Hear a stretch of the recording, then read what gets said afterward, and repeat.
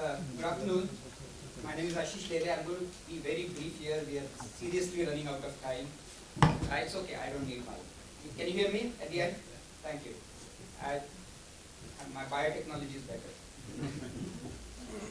Okay, so this is a session on green hydrogen.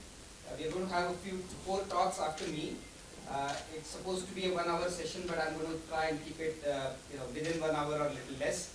So I prepared slides for a 20-minute talk, but I'm going to cut half the slides down. So I'll skip many of the details that we have. So this is just an introduction for the role of green hydrogen for India. Some of us have been believers in hydrogen for a very long time. The reason for that is that this is a country that is looking to grow its economy to something like $30 trillion by 2047, which means our energy demands are going to increase very, very rapidly. But if we rely on all the fossil fuels that we are currently using, that's not going to be a good story, because we are emitting already a very large amounts. We are already world's third largest emitter. So what India really needs to fuel its economic growth is not only clean energy, but also end-to-end energy security. So these are the two main challenges for the India's growth story from an energy perspective. What we have in India is huge amounts of coal reserves. We of course cannot burn on that coal because that doesn't help. So the government is already looking at technologies like coal gasification and converting the syngas that is produced into materials where CO2 is going to be stored. Remember, the problem of CO2 is not only how much more you are emitting, but at what rate you are emitting. I think that's the most crucial part that should never be missed. So the more you capture CO2 into materials, you will reduce the rate at which CO2 is emitted. Right? So that's where the coal gasification story goes. There's a lot of clean energy, primary clean energy sources available to India. Fortunately, we have a lot of sunshine. We have a good amount of wind. But we also have a lot of agro residues in India. So these are primary sources of energy available to India. And as we go to clean energy and energy security, these are the sources that one has to rely upon. Where does hydrogen come in? This is India's ambitious climate action plan. The PM announced the Panchamrut, the 5 important things that were announced at COP26. I'm certainly not going to read them out. The table at the bottom is what I wanted your attention on. This is the sectors that are emitting CO2 today and the percentage emissions from these sectors. The one in the green are the sectors where green electrons, as if we might call them, that is electricity produced from renewable sources, that's going to be a little difficult to directly impact these two sources, because in industry, particularly in chemical industry, as some of the stalwarts here know, you need molecules, not electrons, you need molecules to do chemical conversions. And one of those molecules is hydrogen. And today hydrogen is produced in chemical industry by processes that emit a lot of CO2. And that hydrogen can be converted into greener hydrogen or cleaner hydrogen. And that, if done, can address this 24% emission, which is a significant amount. So also is heavy transportation. So we're talking of trucks, buses, ships, trains, those kinds of really heavy long distance transportation, which also today rely on fossil fuels, emit a lot of CO2 there, and that is much easier to use to run on green hydrogen rather than on green electrons. So these two sectors are the ones that we feel are the ones that will, where hydrogen will come in a big way for India. So again, a graph on the left that many of you must have seen. Hydrogen is very nice because it's called a sector coupling agent. Some people call it the Swiss Army knife material, because it can take renewable electricity, convert it into molecules, which is hydrogen, and reconvert it back. And what is important here is that both processes, conversion of electricity to hydrogen and back into electricity, are fairly efficient processes. Electrolyzers today, for example, are 70% efficient at the minimum, and fuel cells are 60% efficient at a minimum, right? So these are high efficiency conversion devices, which makes it even better. For India, these are the 2 A's, the 2 D's, and the 2 E's that I think are very important where the hydrogen comes in. We have abundance of solar power, abundance of wind, makes at scale, if you use them, makes hydrogen very affordable. You can produce hydrogen in a decentralized way, so this is like a mind shift change from producing power at central plants versus producing power in decentralized manner, as also producing things like ammonia and so on. And all of that, if coupled with the phenomenal digitized platforms that we have in the country, can make things much more efficient. Sir talked about Industry 4.0. Coupling digitization with chemical manufacturing like hydrogen manufacturing is actually something that India should really increase. And if all of that is done, India can actually go from being a net energy importer of not so clean energy, which is fossil energy, to a net energy exporter of which is clean in form. So that's a paradigm shift for India. Based on all this, I think India has woken up to the fact that green hydrogen makes sense. Of course, not for all energy needs, but for some of those energy needs which I pointed out in the first slide. And this is roughly the plan that is in mind. Okay, the numbers are, can vary from report to report, but roughly this is what it looks like. Till about 2030 or so, we are looking at least 5 million tons per annum.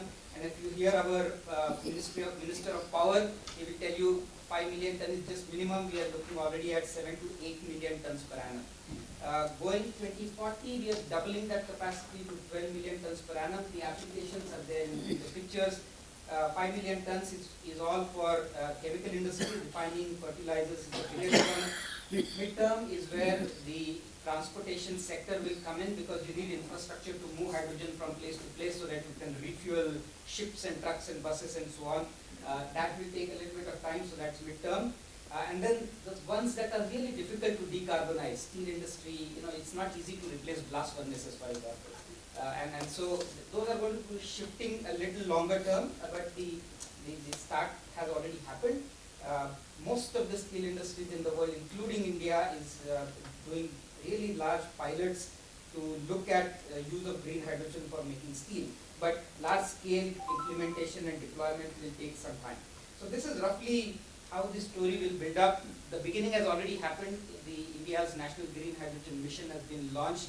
It was cleared by the cabinet very recently. Looking at 19,744 crore, that's the budget outlay.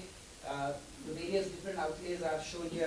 Again, I'm not going to read all of it. It looks very nice. The roadmap is, the mission document is really very nicely put together. And if you haven't seen it, I will urge you to take a look at it. Many of the things that are written there, the items 6, 8, G are already happening. For example, the first draft of Indian regulations, codes and standards for green hydrogen is already on the table, and it's already in consultation mode. And we are all looking at how to harmonize these standards with global standards. So things are already happening at very rapid rate. There's a lot of pilots being talked about. Dr. Ajit Tembage talked about Pune Hydrogen Valley, something that at NCL and Pune Knowledge Cluster we have just begun making plans for it. There are many other hubs. Cochin hub is going to be the first really big hub that's going to be coming in.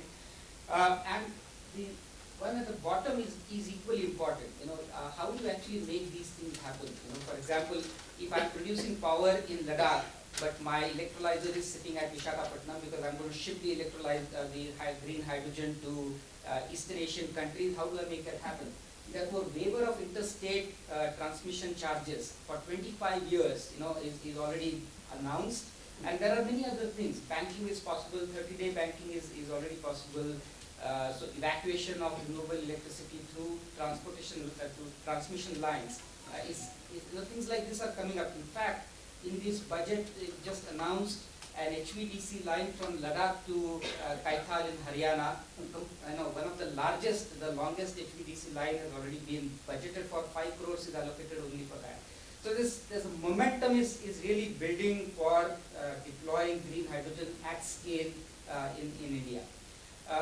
If you look at the hydrogen value chain, there are 3 buckets: the production, supply, distribution, and end use. And in India, we have we have opportunities on all of these buckets.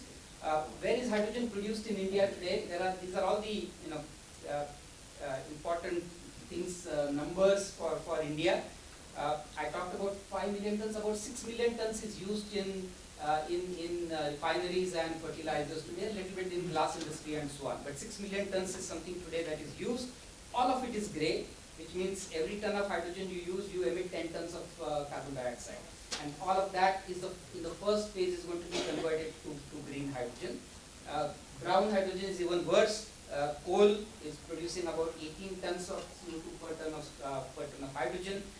There's a lot of chlor-alkali industry in India today that produces about 0.1 million tons of hydrogen, which is a byproduct of that industry.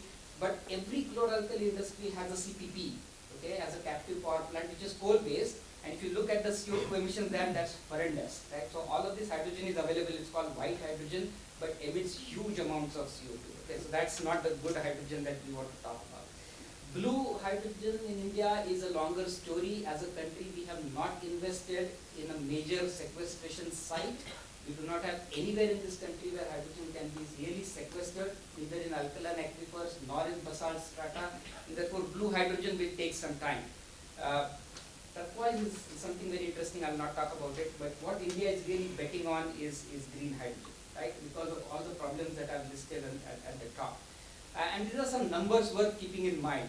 If you are producing 5 million tons of green hydrogen, you would need at least 30 gigawatts of electrolyzer, 330 million liters per day of desalinated water, 100 gigawatts of solar plus about 40 gigawatts of wind, 560 gigawatt hours of battery storage if you want to do round the clock. However, that number needs to change now, because a lot of this banking is available today, and in fact RTC, which is round the clock electricity today, if you look at bids today, people are already talking of 65 to 70% RTC available. That's phenomenal. That means that 560 number is going to come down very, very significantly. Land looks a large number, but it's only 0.1% of India's land mass and about 1% of India's arid land mass. Huge investment is of course required.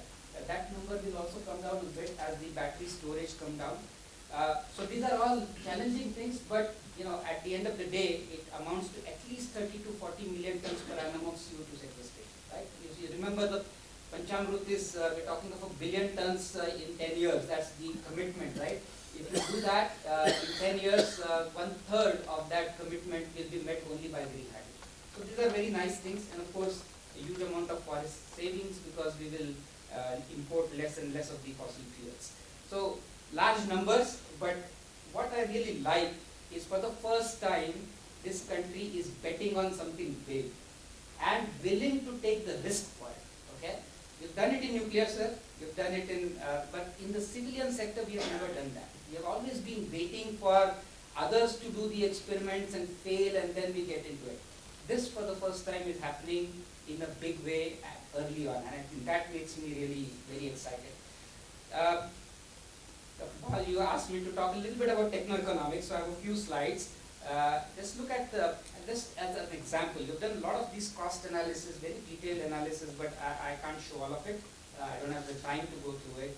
But if you just look at water electrolysis, how much does it cost to make green hydrogen?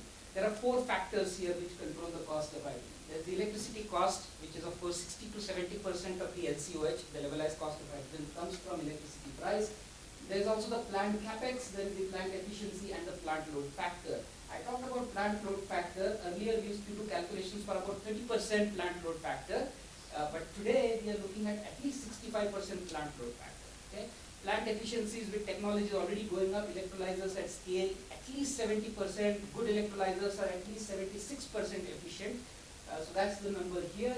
Plant cost with economies of scale are going to come down. Today, if you buy an electrolyzer, it will cost you, Anuradha might tell me, $1,000+ per kilowatt. Yeah. But as the scale kicks in, and that's where the PLI scheme in the green hydrogen mission is going to come in a big way. If you do simple material analysis, material conversion analysis, this number 350 is already there today. Okay? And a little bit of increase in efficiency of manufacturing can bring it to even $250, $200 per kilowatt. But let's look at $350 per kilowatt. Electricity spot prices, renewable electricity spot prices today are already today 2 rupees a unit, right? And if you size your electrolyzer well, you don't need so much battery. A small battery would do. 2.5 is a good number. And so that blue box there, we're already looking at back of the envelope calculation, $1.5 to $2 per kg hydrogen cost. That is the production cost, of course, at scale. But if you get into more nitty-gritties and really do LCOH LCOH analysis, and I'm painting some, okay, my clock says I should stop, right? So give me 2 more minutes, I'll just present 2 slides here. This is super good. No, but you have all to present, so and I'm the moderator, so I get to control.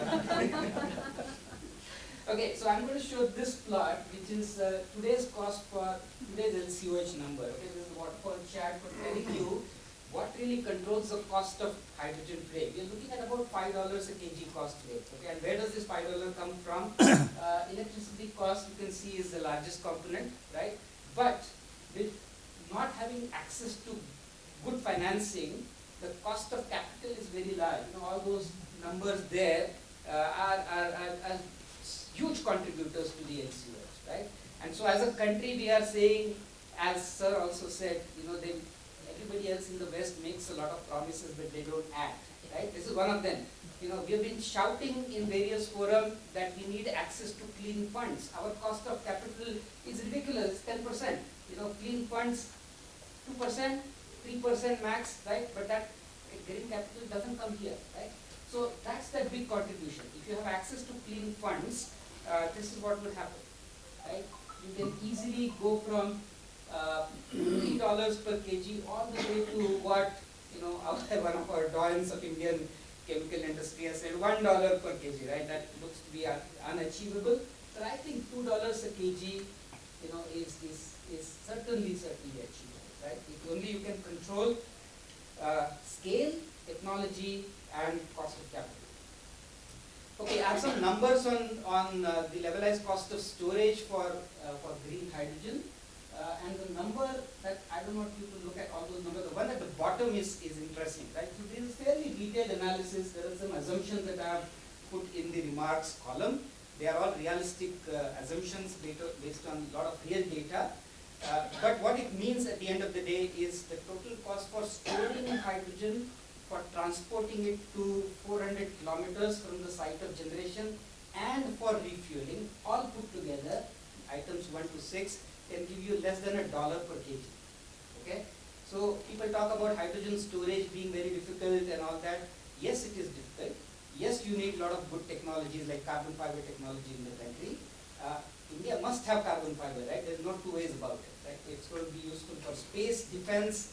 We've been waiting for carbon fiber technology for decades, right? And because for the dual use technology, it never came to India. But now carbon fiber is used more in green energy than in space and right?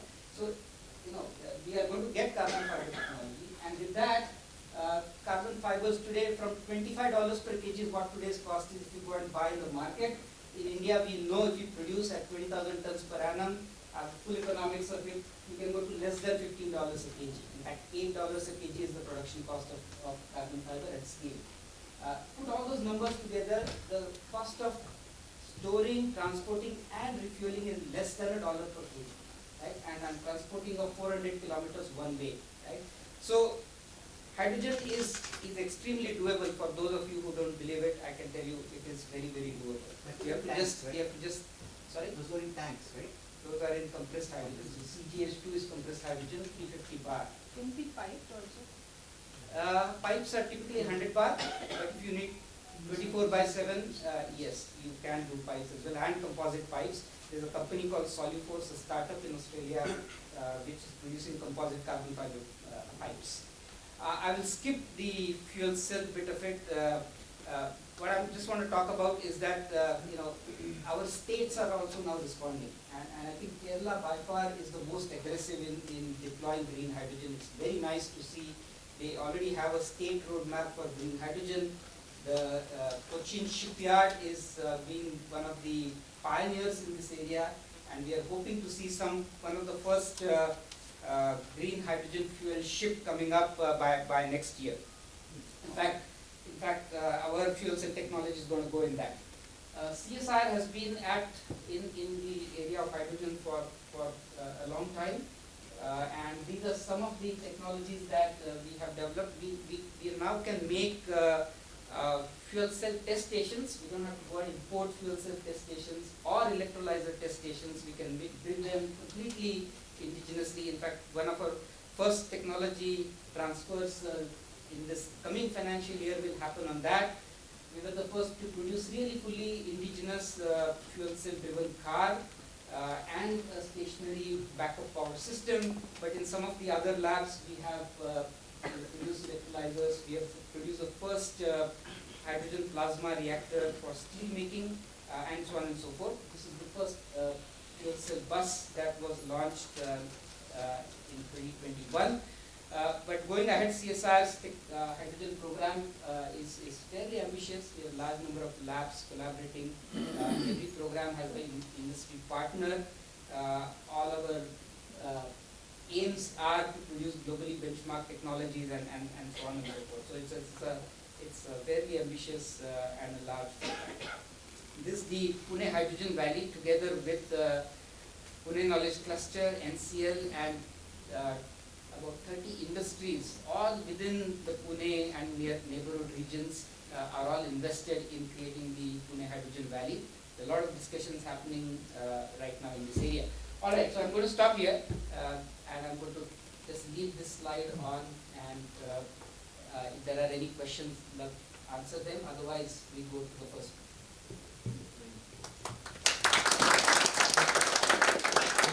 Gasification program, was it not used during the World War II also by some stations?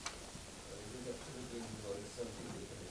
Coal gasification has been known for quite some time now, but never deployed at scale because of two reasons. One is the fluidized bed reactor technologies have evolved much more now. And for India specifically, the high ash coal has been always a problem. Right? So our coal is about 40% plus ash content. So pulverizing it and fluidizing it and then removing all the carbon from it to make syngas has not been so easy. So those technologies have now evolved. So right in Pune, Thermax, for example, has a pilot plant to make to process 1 ton per day high ash coal to make all the way to methanol. And I think that was the challenge, how to deal with something that is very high ash. That has now evolved very nicely. So you go to producer and water gas to methanol? Yes. Okay, maybe just to answer, if you allow me to assist on what you're saying is right. For the Second World War, they did talk about gasification, but that was full gasification for trucks. Germans did that. Right. Just recollecting Yeah, some yeah, more it stories. was done, but it was only for that period where there was an energy crisis, so they used it for driving their trucks for the war. Right? But after the war, sort of died down, and then diesel picked up.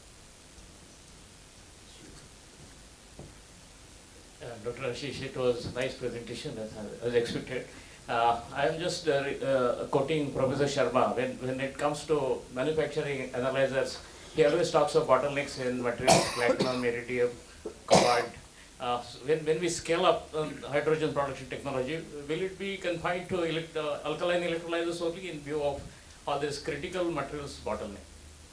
Yeah, so alkaline doesn't need, alkaline catalysts are nickel, mostly nickel catalysts, sometimes nickel and iron alloys.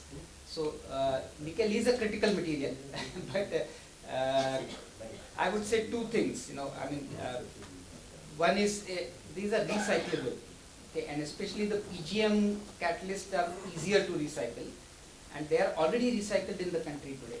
There are at least 6 plants in Mumbai, Gujarat region where platinum alloys are recycled.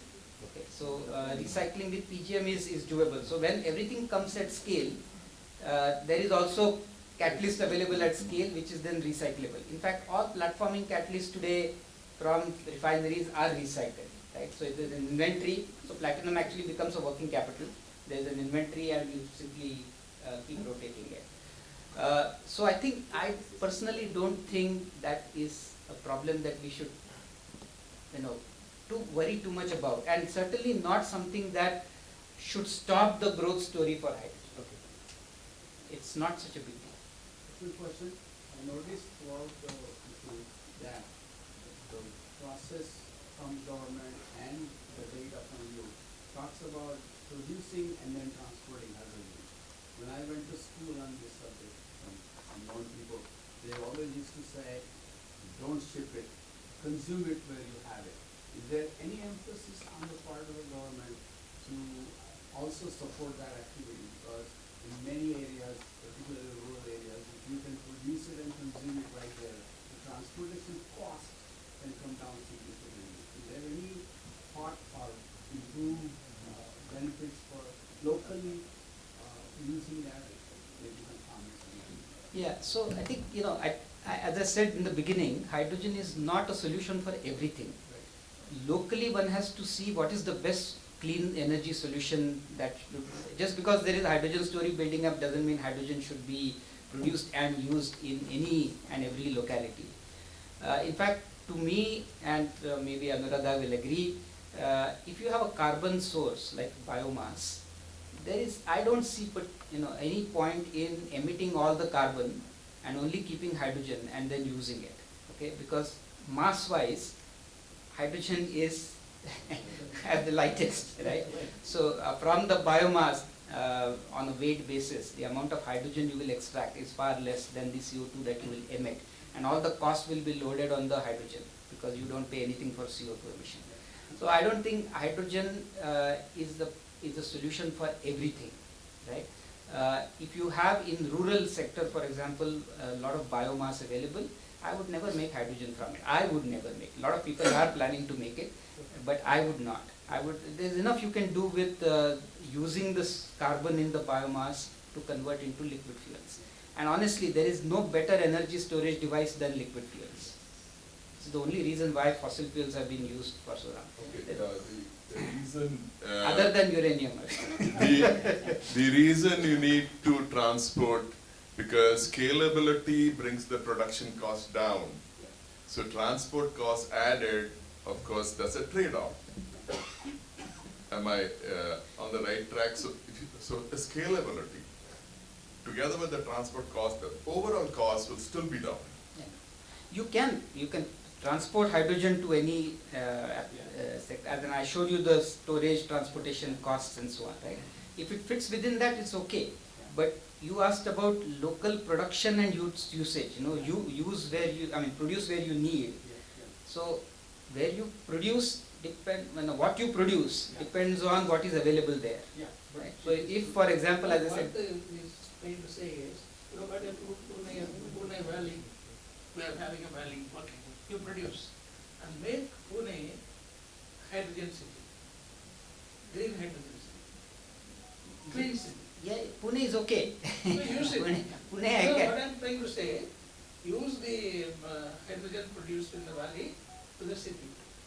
We will. That is the plan. Hopefully some of the buses and things like that will start transporting.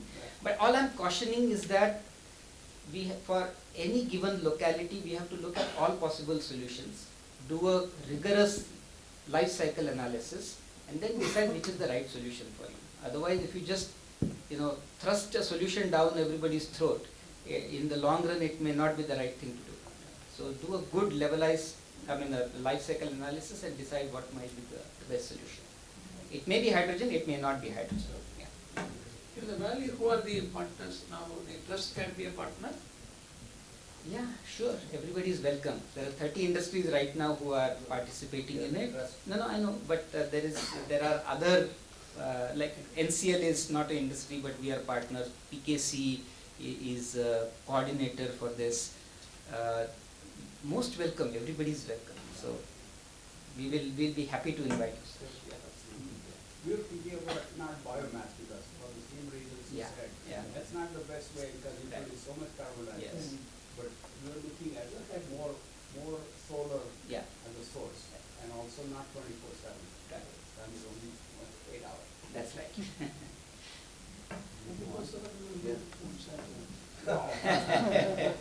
That's same place H3 comes from, right?